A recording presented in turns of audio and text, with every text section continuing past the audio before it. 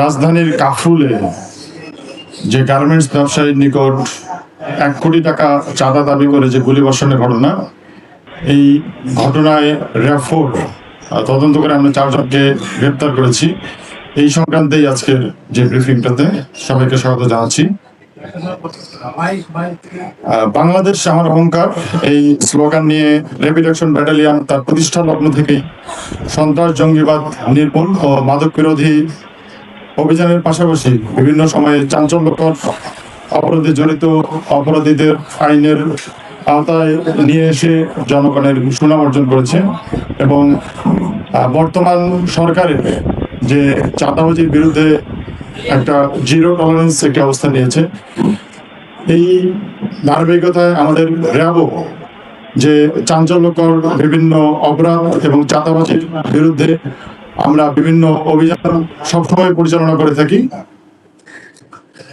এই ধারাবাহিকতায় গতকাল রাতে ঢাকা মহানগরীর বিভিন্ন এলাকায় অভিযান পরিচালনা করে রাজধানীর কাফরুলে ব্যবসায়ী একে অ্যাপারেলসের মালিকের নিকট যে চাঁদা দাবি 1 কোটি টাকা চাঁদা দাবির ঘটনায় আমরা 4 জনকে গ্রেপ্তার করেছি। গ্রেপ্তারকৃত আসামিরা হলো রানা, সাগর শেখ, কালু এবং শশী।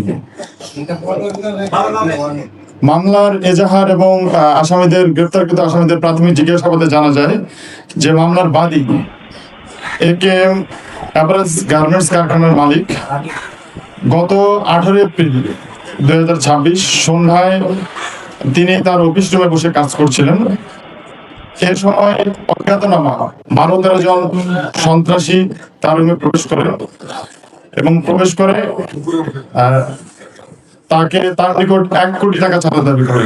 তিনি সেই চাঁদা দিতে অস্বীকৃতি জানালে তার প্রথমে কানের নিচে একটি গুলি করে, যে এই চাঁদা না দিলে এই গুলি কিন্তু পরবর্তীতে যেদিক দিয়ে যাওয়ার অর্থাৎ বুক দিয়ে কিন্তু পরবর্তীতে চলে যাবে।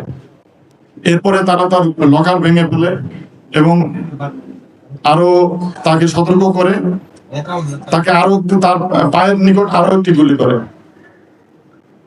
এবং সন্ত্রাসীরা তাকে 3 দিন সময় দিয়েছে, যে 3 দিনের মধ্যে সময় এই চাঁদা না দিলে তুমি কিন্তু আরো বড় বিপদে পড়বা। এরপরে যাওয়ার সময় তারা সেই কারখানার যে সিসিটিভি ফুটেজ খুলে নিয়ে যায় এবং উক্ত ঘটনাটা বিভিন্ন সামাজিক যোগাযোগ মাধ্যম এবং অত্র ঘটনায় কাফরুল থানায় একটি মামলা রুজু হলে আমাদের র্যাব 4 আমরা অভিযান শুরু করি, ছায়াতদন্ত শুরু করি এবং অভিযানের এক পর্যায়ে আসামিদের যে বিভিন্ন সিসিটিভি ফুটেজ পর্যালোচনা এবং তথ্য প্রযুক্তির সহায়তায় এই ঘটনায় জড়িত আমরা 4 জন আসামিকে গ্রেপ্তার করি।